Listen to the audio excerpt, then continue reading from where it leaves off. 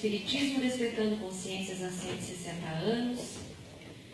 A jornada é realizada pela Federação Espírita Catarinense através da 13ª União Regional Espírita. Lembrando a todos que temos uma equipe de socorristas ali no fundo, se alguém precisar. Estamos fazendo também um atendimento fraterno. Quem quiser conversar ao longo do seminário, é só procurar o pessoal aqui na biblioteca, na entrada, e será atendido. Nós vamos então, para iniciar as atividades dessa manhã, convidar o senhor Tarso Moritz Júnior, diretor da 13ª União Regional Espírita, para fazer a nossa prece de abertura.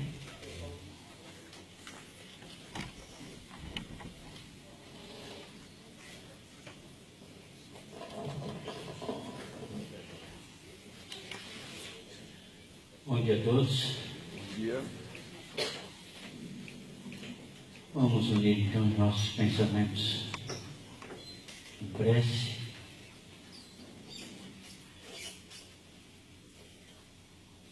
Nos sintonizando com Deus, nosso Pai maior, com Jesus, nosso irmão incondicional de todos os momentos da nossa existência, aos benfeitores espirituais que diuturnamente nos envolvem, no sentido de nos inspirarem, nos fortalecerem,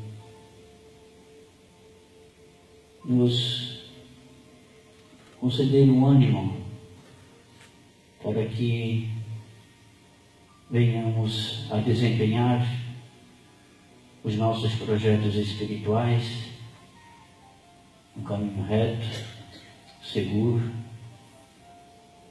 através do Evangelho de Jesus, à luz da doutrina espírita.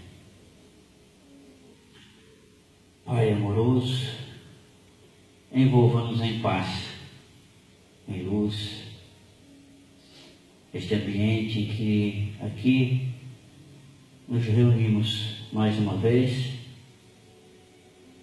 para o aprendizado. Envolva-nos a todos, encarnados e desencarnados, que com o mesmo propósito de conhecimento e de enriquecimento espiritual, para que possamos ter êxito na nossa caminhada terrena e espiritual.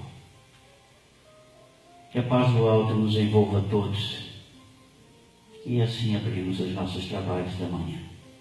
Que assim seja.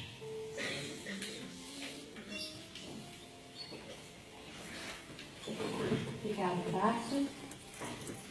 Para quem não estava ontem, vamos apresentar o nosso querido palestrante, seminarista de hoje, que vai estar conosco. Daílson Gonçalves, de Porto Alegre, é assessor da área de mediunidade Regional Sul da Federação Espírita Brasileira. Foi diretor da área de mediunidade na Federação Espírita do Rio Grande do Sul, de 2014 a 2015, e agora é facilitador, vice-presidente da Sociedade Espírita Allan Kardec de Porto Alegre. Realiza seminários e palestras espíritas nas federativas do sul do país, com participações em Santa Catarina, nas 12ª e 13ª Uniões Regionais Espíritas. Daílson, inclusive, vai estar hoje à noite no Centro Espírita Allan Kardec, em Itajaí, na Vila Operária, ministrando palestra também com o tema Seja Feliz Hoje. Então estão todos convidados hoje a partir das 8 horas da noite. Então não terminou hoje ainda, né, Daílson? Vai seguir a noite conosco. Muito bom. Então agora vamos convidar o querido Daílson, que vai iniciar o seminário com um tema muito relevante: perturbações espirituais.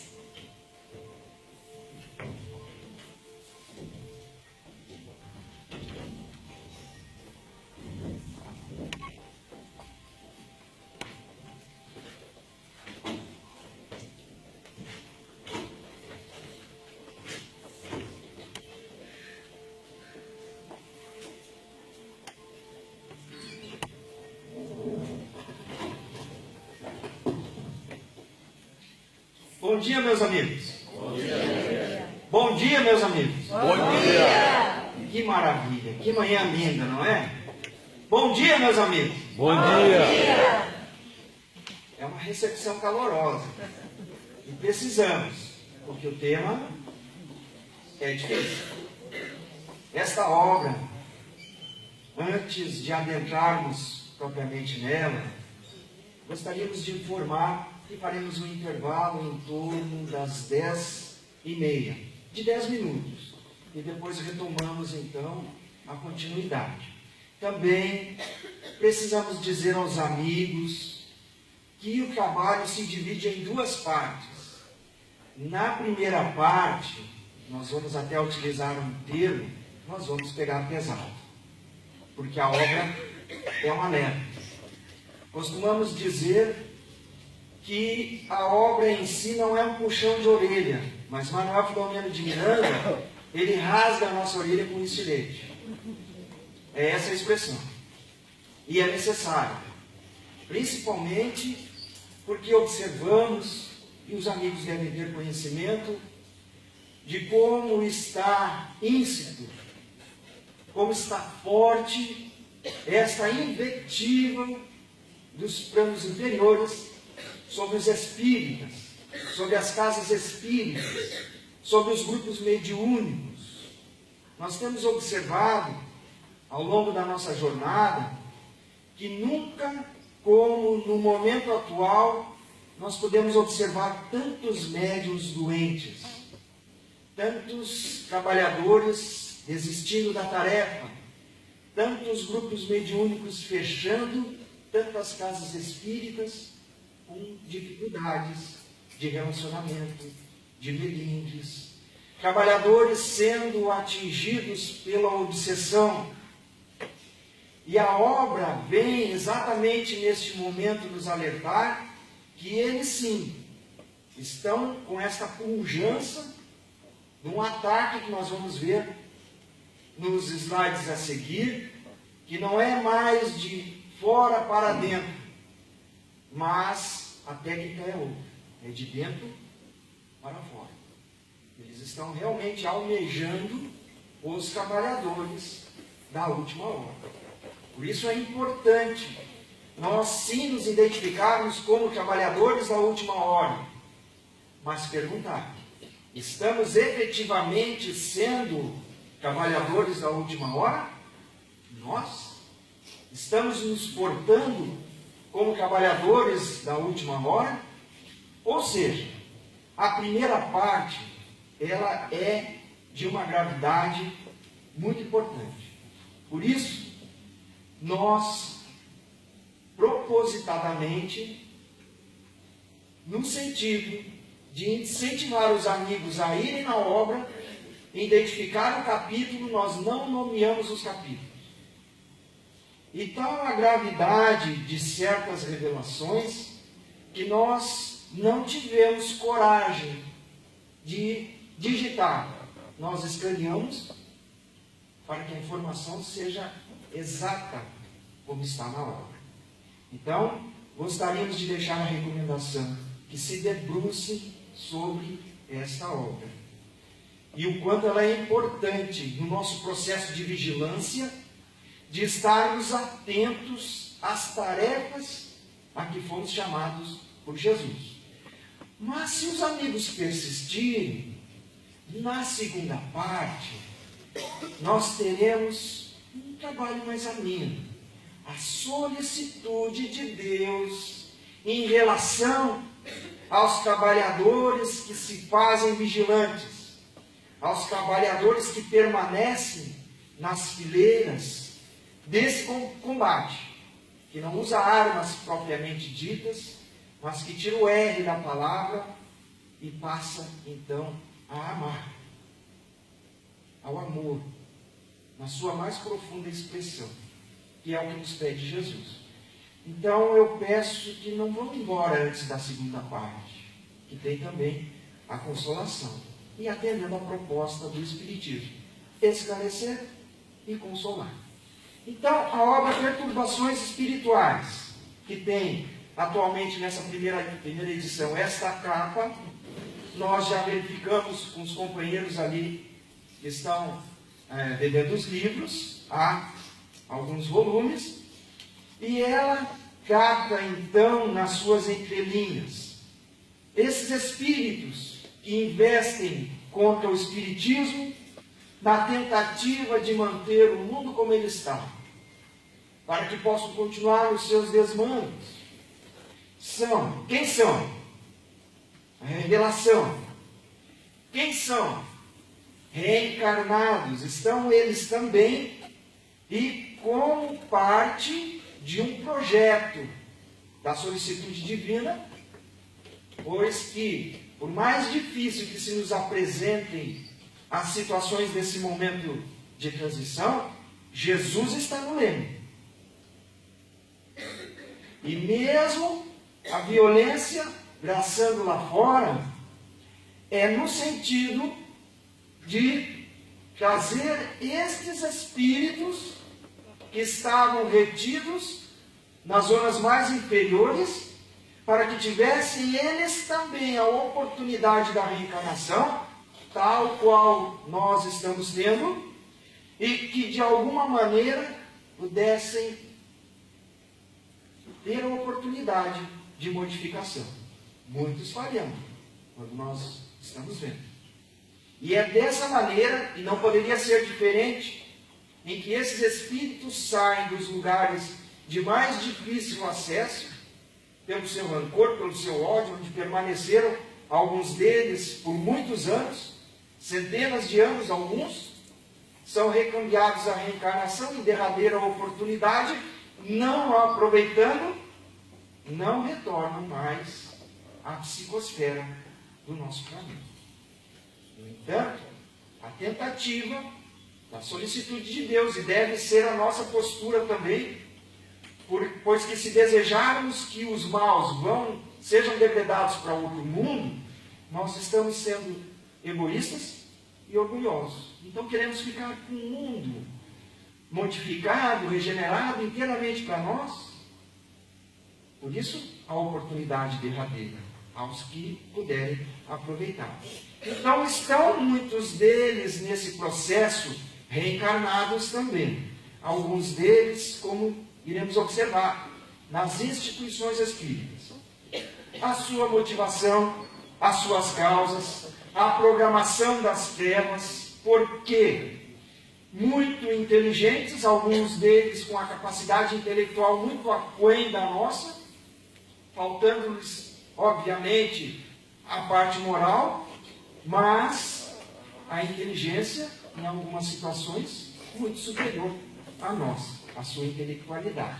As ferramentas de que se utilizam, e também, na segunda parte, como comentamos, a solicitude de Deus, as providências divinas, os projetos superiores, a advertência aos espíritas, alerta de Kardec, já lá em 1857, o convite ao bom embate e a necessidade da contínua ação das nossas atitudes, das nossas posturas, do nosso enfrentamento, a coragem desse enfrentamento tão necessária ao Espírito.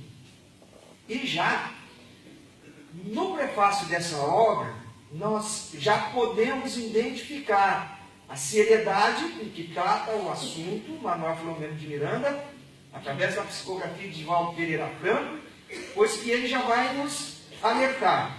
Desejamos com a presente obra alertar os companheiros inadvertidos ou descuidados dos deveres espirituais assumidos antes do renascimento carnal. Me permitam repetir, pois que é importante. Alertar os companheiros inadvertidos ou descuidados dos deveres assumidos antes do renascimento carnal. E não só Manuel Filomeno de Miranda, como Joana de Ângeles, como Bezerra de Menezes e tantos outros espíritos, fortalecendo o que Kardec denominava como universalidade dos ensinos, em que diversos espíritos nos trazem a mesma informação através de médiuns seguros. Bezerra de Menezes, nas entrelinhas de quase todas as suas mensagens, ele vai nos dizer que temos um compromisso com Jesus. Que nós, os espíritas, nos comprometemos, nós lemos o roteiro, nós saberíamos que haveria dificuldades, que teríamos enfrentamentos do passado ao mesmo tempo, mas nós assinamos, atestando o nosso renascimento para esse momento, que é um momento todo especial.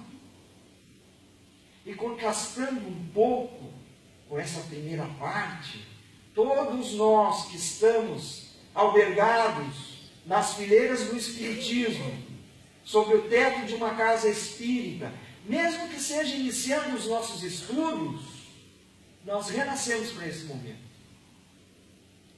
Fizemos parte dessa programação. Nós somos ferramentas de Jesus. Mas precisamos nos conscientizar disso.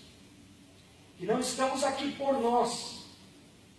Que nós estamos aqui enquanto ferramentas para o processo de transição do mundo de provas e expiações para o mundo de regeneração.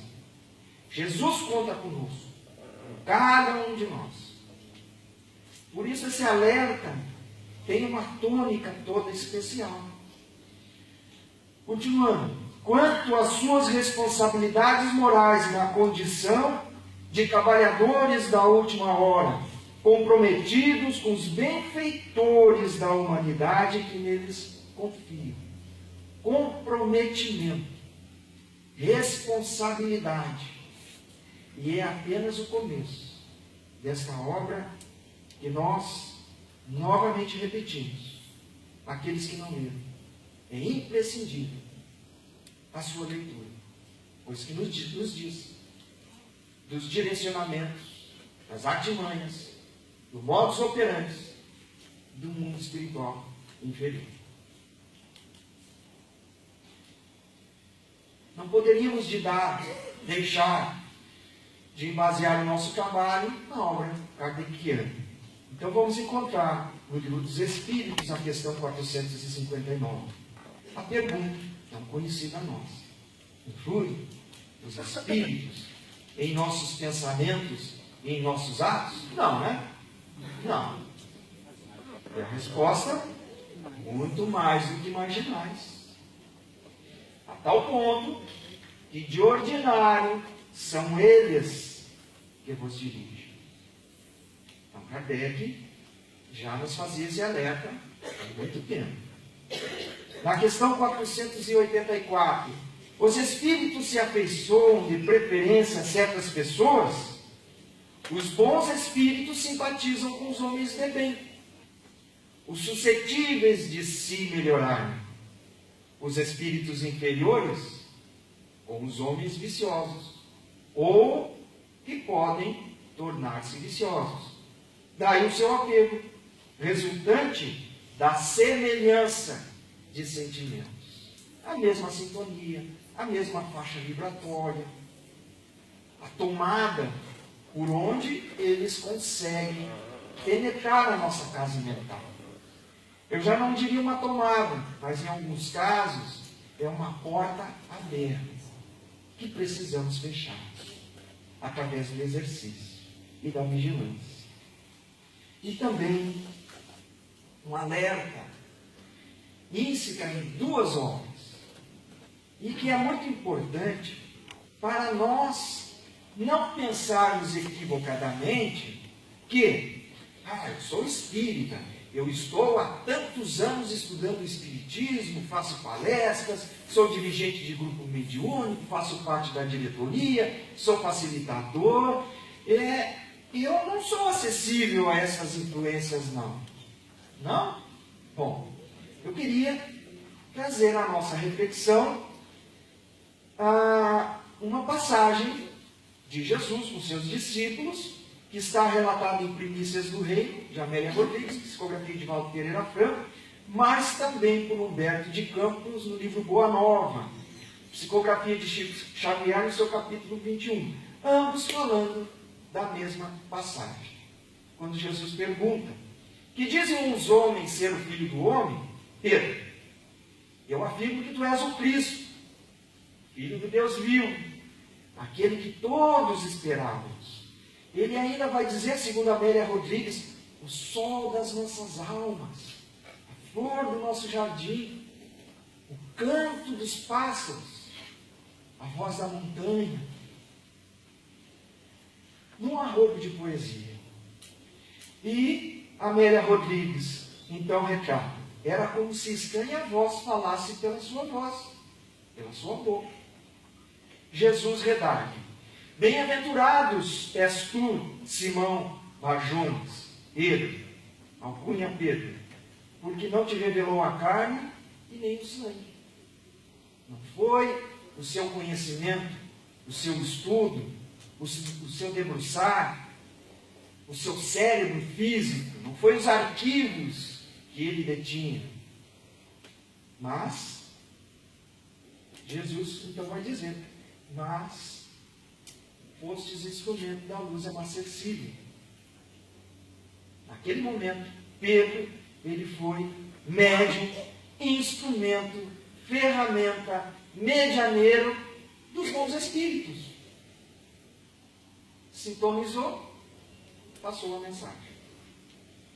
Logo depois, acoimado por súbito receio quanto aos padecimentos que o amigo sofreria, alguns autores vão dizer que ele coloca a mão na espada e daquela forma mais retumbante, que era característica de Simão, que lhe valeu a alcunha carinhosa, dada por Jesus, de Pedro, Petras ou Calhau, que significava homem teimoso, cabeça dura, de difícil convencimento. Por isso, o apelido de Pedro, de Petras ou de Calhau, porque o nome dele era Simão.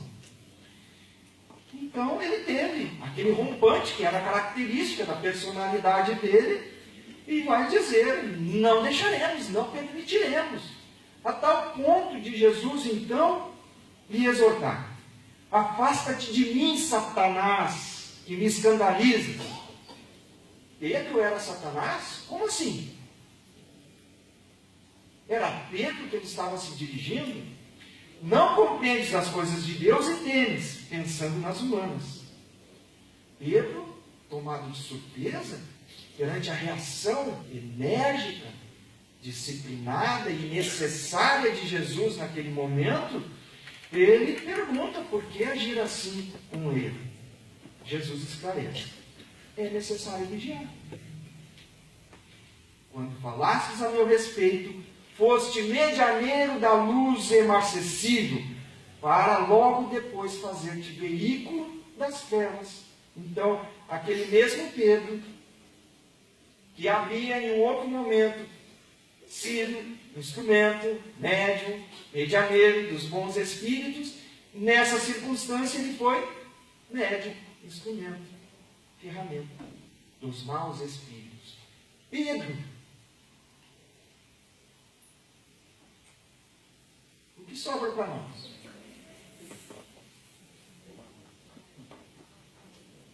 Então é preciso vigiar. Nós somos sim suscetíveis. E tantos são os pontos de acesso, de contato, e podemos ver que às vezes as mínimas coisas na própria casa espírita nos melindram. É preciso identificar esse sentimento, fechar essa porta, desligar essa tomada. Enfim. Os espíritos, obviamente, quando nós falar durante toda a obra, vamos tratar essa questão dos espíritos imperfeitos, espíritos vingativos, mas é importante que possamos ter essa correlação. Mais imperfeitos do que nós, porque também nós o somos. Nenhum de nós aqui é um espírito puro, perfeito. Senão não estaremos num mundo ainda de provas e expiações. Estaríamos lá no sol, assistindo uma palestra com Jesus, seminário com Jesus, e não por isso. Afinal, nós somos sim, espíritos imperfeitos, caminhando, caindo, mas levantamos. E isso é importante. Que caiamos 1000 vezes, mas que nos levantemos 1000 vezes e continuemos essa caminhada. Porque Jesus conta conosco.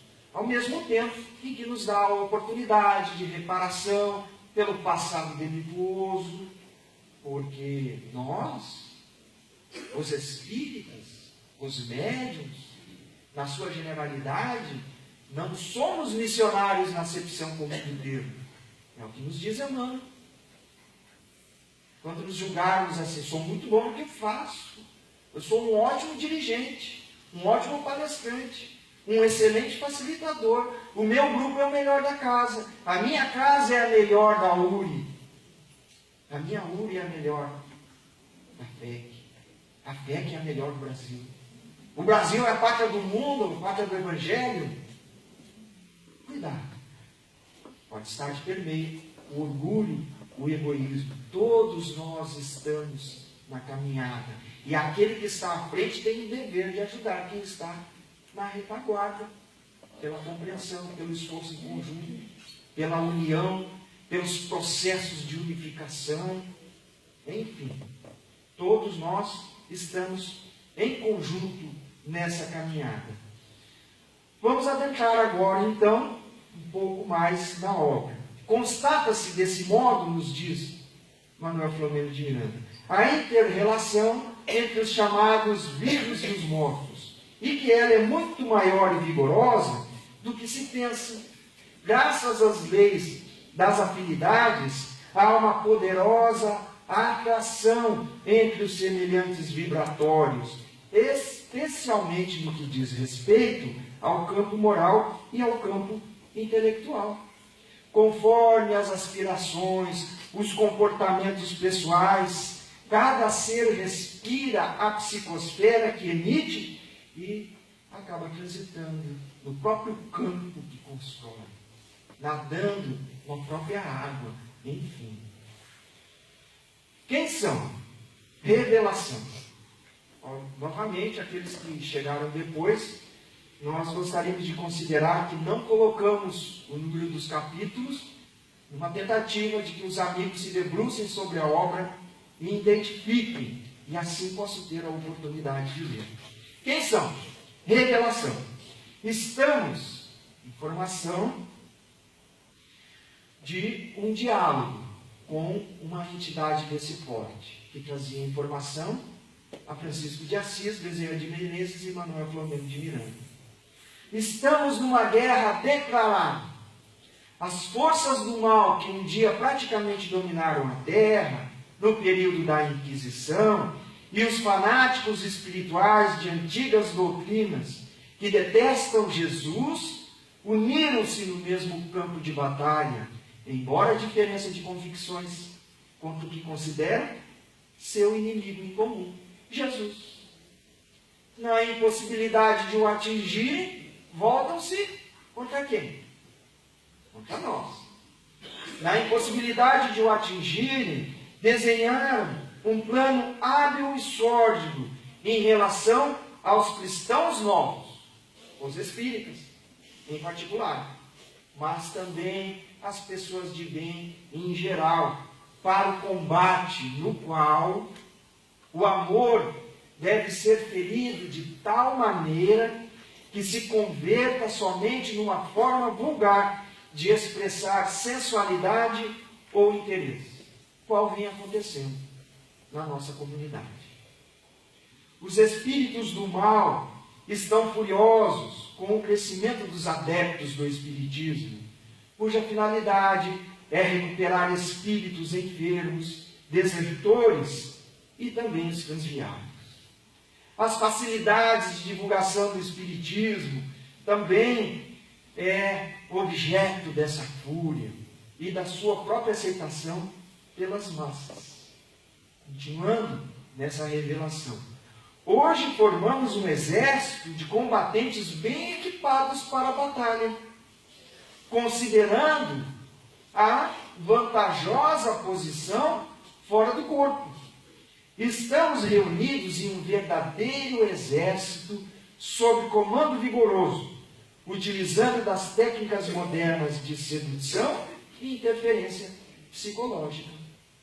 Outra informação que nos chegam das casas espíritas, principalmente do Rio Grande do Sul, mas também de outros pampas do nosso Brasil, é de que nunca, como na época atual, está havendo comunicações tão agressivas no sentido: estou aqui com o meu exército, viemos acabar com essa casa. Vocês, os espíritas, isso acontece com muita frequência na nossa casa também. São espíritas de fachada, falam muito de amor, de caridade, abraçam-se nos corredores, mas falam uns dos outros pelas costas. Nós os conhecemos, nós os observamos e estamos aqui para acabar. Enfim, e conforme o diálogo se estabelece, há a possibilidade de modificação ou não, porque são diálogos difíceis. Mas é preciso que se entenda que quando a nossa reunião é séria, quando ela está estabelecida nos preceitos de Kardec e na segurança mediúnica, ela está sob a égide da equipe espiritual superior. E aquele espírito, mesmo que ele diga, as portas estavam abertas e eu entrei porque eu quis e saio a hora que eu quero, não é não.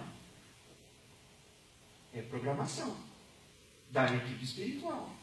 De que outra maneira eles acabariam tendo a possibilidade de modificar-se na sua estrutura de ódio, se não vindo ameaçar e receber o impacto muito difícil de resistir do amor, do grupo, da unidade, do conjunto, da identidade do grupo em relação a ele.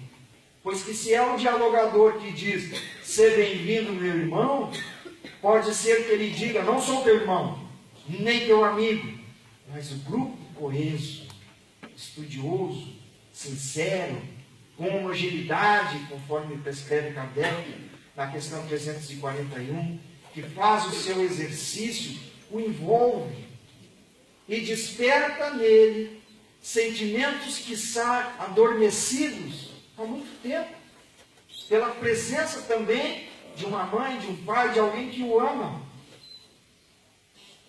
que naquele momento está ali, acompanhando. Tal como nós, quando vamos para um hospital, há sempre alguém que nos acompanha, um pai, filho, um irmão. E eles, embora não identificando, percebem a sua presença. E as palavras do doutrinador, e não as palavras articuladas, mas as emissões mentais de todo o grupo, vão aos poucos descascando, vamos dizer assim, se é que podemos utilizar desse termo, aquela capa, aquela casca de agressividade. Talvez para uma próxima reunião, 10 reuniões, mas são as programações do mundo espiritual para esses espíritos. De que outra maneira eles se modificariam? Mas eles estão, então, sobre esse intento. Já não avançamos, continuando na informação da revelação, em bando desordenado, como outrora fizeram os godos, os visigodos, e lograram conquistar os objetivos a que se propunham. Muitos de nós vivemos o período dos hunos, em 376, depois invadimos Roma, em 410, com Alarico, que era visigodo, por ocasião do inesquecível saque da chamada cidade sagrada, e fraqueza moral dos cristãos que a dominavam, mudando completamente a política existente. Agora, muito mais experientes e conhecedores dos pontos nevrálgicos dos novos apóstolos, os espíritas, sorriu com terrível ironia. Desmantelaremos os seus novos mosteiros e castelos, as casas espíritas, as instituições espíritas. Porém, não mais de fora para dentro, mas de dentro para fora. Então, o alvo é exatamente o trabalhador.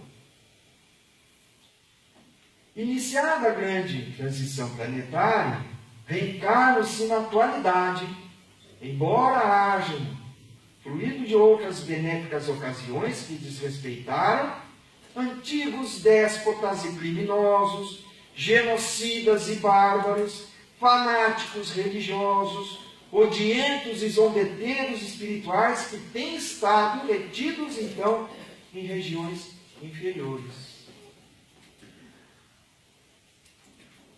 Alguns de nós também estamos nessa categoria, porém, com um sentido diferente, de aproveitar a oportunidade que nos foi dada. Continuando aquele texto que iniciamos de Emmanuel, alguns minutos atrás. Os médiuns, na sua generalidade, não são missionários na acepção comum do termo. São almas que fracassaram desastrosamente, que contrariaram sobremaneira o curso das leis divinas e resgatam, na oportunidade da mediunidade, sob o peso de severos compromissos e limitadas responsabilidades, o passado obscuro e delituoso. E esses somos nós. Porém, com uma característica diferente. Nós já estamos no ímpeto na direção de Jesus. Por isso esse comprometimento. E é também na própria reunião mediúnica que nós, em muitas circunstâncias, acabamos resgatando esse nosso passado de crimes, de dificuldades que impusemos a outros. Nós somos egressos dessa idade média. Nós somos egressos dessa era de trevas e escuridão na humanidade.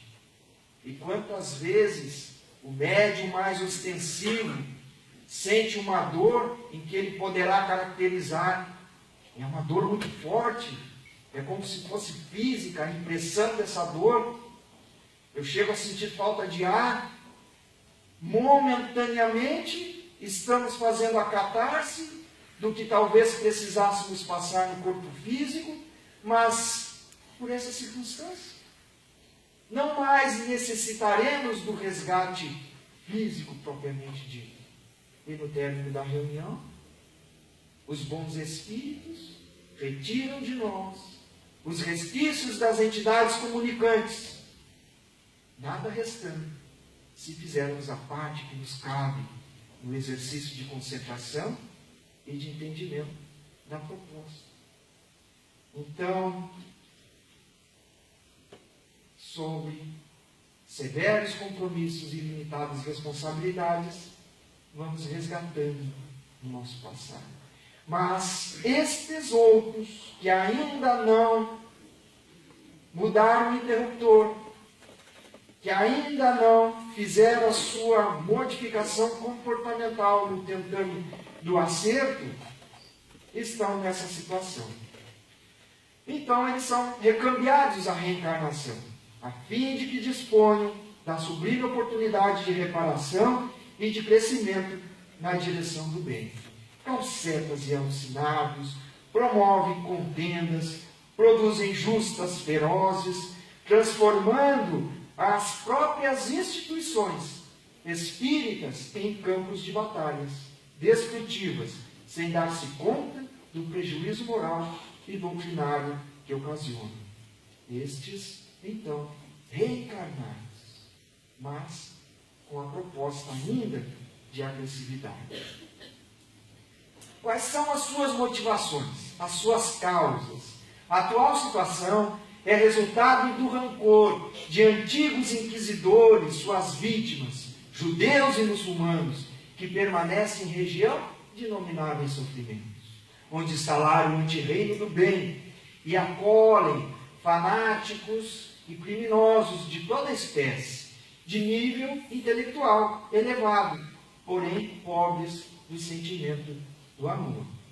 Carrascos de si mesmos transferem o ódio cultivado na sucessão dos séculos, desde a Idade Média, e dizem-se justiceiros, encarregados de serem a chibata da divindade aplicada no dorso das criaturas que necessitam de correção. Um desses, pedimos aqui licença aos mentores espirituais para trazer um caso acontecido numa reunião mediúnica e que aqui trazemos a guisa de avaliação, pedindo à espiritualidade superior que tome as devidas providências para não fazermos uma avaliação fora da reunião mediúnica, mas sim um caso de estudo. Apresentou-se o espírito com aquela agressividade peculiar, dizendo que o seu exército estava às portas da casa. E com a possibilidade de, na reunião, haver médiuns com a característica da vidência, eles viam a perder de vista, segundo o relato e avaliação, o verdadeiro exército de espíritos armados, agressivos, com características ferozes, alguns com aspectos animalescos. E o diálogo prosseguiu no sentido de sensibilizá-lo de alguma maneira. O dialogador recebeu pela intuição alguns quadros característicos da circunstância, dos detalhes daquela entidade que teve a filha e a esposa assassinada pela Inquisição.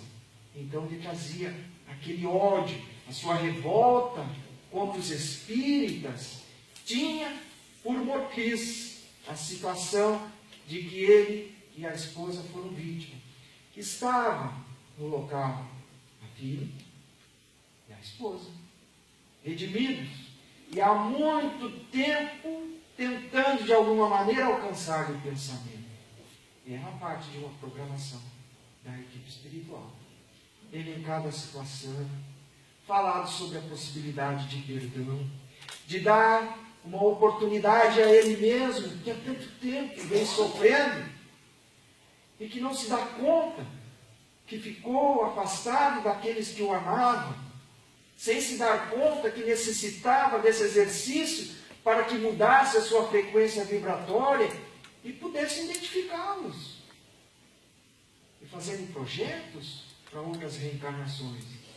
Mas é necessário que a semente do perdão penetre nesse lodaçal, nesse canal escuro, nessa escuridão, que é a treva do ódio de muitos deles. E o trabalho teve o seu relativo êxito. A proposta do Espírito em pensar sobre, em modificar-se, ele próprio permanecer, depor as suas armas, e os médiuns viram aquele exército chorando e depondo também as suas armas. Alguns deles não aceitando, como é natural nessas circunstâncias.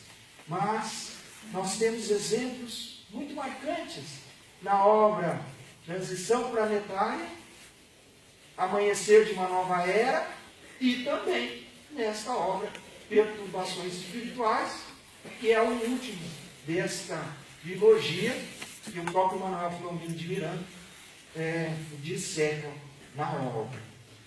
E nos chama a atenção sobre esse processo de transição na própria obra Amanhecer de uma Nova Era. Ainda não estamos regenerados. É o amanhecer. Ainda temos um longo dia pela frente. Continuando no texto, dentro das suas motivações e das suas causas, desempenharam um papel relevante durante o nazismo, especialmente no que se refere ao holocausto judaico, e agora versam armas e atacam frontalmente Jesus nas células espíritas, de modo que muitos danos levem à desistência os convidados para o banquete da nova era. Por isso, novamente, gostaríamos de referir: somos os trabalhadores da última hora? Sim. Permanecemos trabalhadores da última hora? Depende. O exercício do nosso livre-arbítrio. Estamos aqui com essa proposta. Se permanecemos trabalhadores da última hora, depende de nós. Voltando um pouco no livro dos Médiuns, e já adentrando num outro contexto, que são as ferramentas de que eles se utilizam. A própria pergunta 252 do livro dos Médiuns. O que predispõe à obsessão? As imperfeições morais. São elas que dão vazão à ação dos espíritos obsessivos. Também no item 237. Os maus, ao contrário, se agarram àqueles a quem podem fazer suas presas. Se chegam a dominar algum, identificam-se com o espírito deste e o conduzem qual se fora verdadeira criança. No item 244. Seria errôneo, pois, acreditar que os espíritos exercem a sua influência nefasta apenas as comunicações escritas ou verbais. Esta influência é permanente. Nós temos também a obra de Manuel Floriano de Miranda também, e que nos já, apesar de ter mais aproximadamente 12, 14 anos, a obra Entre Dois Mundos, que é um pouco desconhecida do movimento espírita, mas eu acredito que Santa Catarina a conheça. Da psicografia de Divaldo Pereira Franco também, 2 casos muito específicos, eu particularmente gosto muito, que é uma alerta a nós espíritas, capítulo 7 e capítulo 11, que também nos falam dessas ferramentas. No capítulo 11, os espíritos vão dizer que não foi fácil acercar-se do trabalhador. Ele tinha defesas, ele fazia prece, ele assistia palestras, ele fazia o evangelho no lar. Foi preciso uma longa programação. Alguns de nós, às vezes, têm a falsa ideia de que essa interferência, ela será obsessiva. Ela será ostensiva. Facilmente identificável. E não é, não. Na maioria dos casos, ela faz parte de uma programação. Uma irritação aqui, o não fazer a prece ali. Capítulo 11 dessa obra Entre Dois Mundos. Motivos de falência do irmão Laércio, recusando-se a fazer a oração, porque havia se equivocado, mas procurou fugir da presença de Deus pela prece, que é o que nós não podemos fazer. É aí que precisamos nos alicerçar na oração. Mas ele recusou-se. Se eu estou errado, eu não vou orar. E aí a pressão se torna mais coercitiva. Fica mais fácil. É uma presa mais fácil. Quando fugimos da oração sincera. E eles relatam que durante muito tempo intentaram contra aquele trabalhador, até que através de um ardil, pela sexualidade, conseguiram arrastá-lo ao adultério, derrubando o trabalhador. Leiam a obra, não vou dar mais detalhes. Ela realmente é muito importante e nos ajuda a entender a própria perturbações espirituais. Então, Allan Kardec ainda, no livro dos Médiuns, no item 340, dentro dessas ferramentas de que se utilizam, todas as vezes, pois, que no grupo um dos companheiros cai na armadilha e possamos identificá-lo, que há a possibilidade de estar sob a influência nefasta, cumpre-se e proclame que há no campo um inimigo, um lobo no redil. E que todos, já nos alertava Kardec, se ponham em guarda, visto ser mais que provável a multiplicação de suas tentativas. Também correlacionamos a obra Desobsessão, de Sueli Caldas Schubert, para nos ajudar nesse contexto. Muitos são os meios usados pelos obsessores, quase todos eles já bastante estudados, pois já sabemos que a sua ação é organizada. A ação desses obsessores, logicamente, não fica circunscrita aos grupos mediúnicos. Ela se alastra à procura de terreno fértil E o que foi dito para as reuniões vale igualmente não apenas à casa espírita, mas a todo o movimento espírita. Usam de manobras no sentido de aguçar o amor próprio, o melindre, o personalismo, apego aos pontos de vista pessoal, que é um outro cuidado muito importante que precisamos ter, a própria vaidade em si e toda a sorte de deficiências que avassalam o ser humano. Programação das telas. Dentro dessas ferramentas, há um programa de obsessão em massa. A alucinação, no primeiro momento individual, dentro de um grupo em si, numa casa espírita, mas o objetivo é abranger o próprio movimento espírita. A intolerância, os próprios tormentos depressivos e, fora do movimento espírita, inspiram ondas de terrorismo, de guerrilhas e tantas outras. Aconteciam-se eles, encarnados ou desencarnados, com grupos extremistas. E assim acabamos vendo pessoas decapitadas ao vivo. São artimanhas, são processos dentro dessa programação. E precisamos nos perguntar qual é a nossa postura perante essa notícia. Vinculada, às vezes, no Jornal do Almoço, no momento das refeições, dentro do nosso lar, abrindo uma janela. Qual é o nosso comportamento perante essa notícia? Como reagimos? Será que conseguimos agir ou partimos para a reação? Meu Deus, como isso foi acontecer? Sim, é até natural. Mas precisamos partir para a ação. Tirar o rei e deixar a ação, a prece, em favor do que foi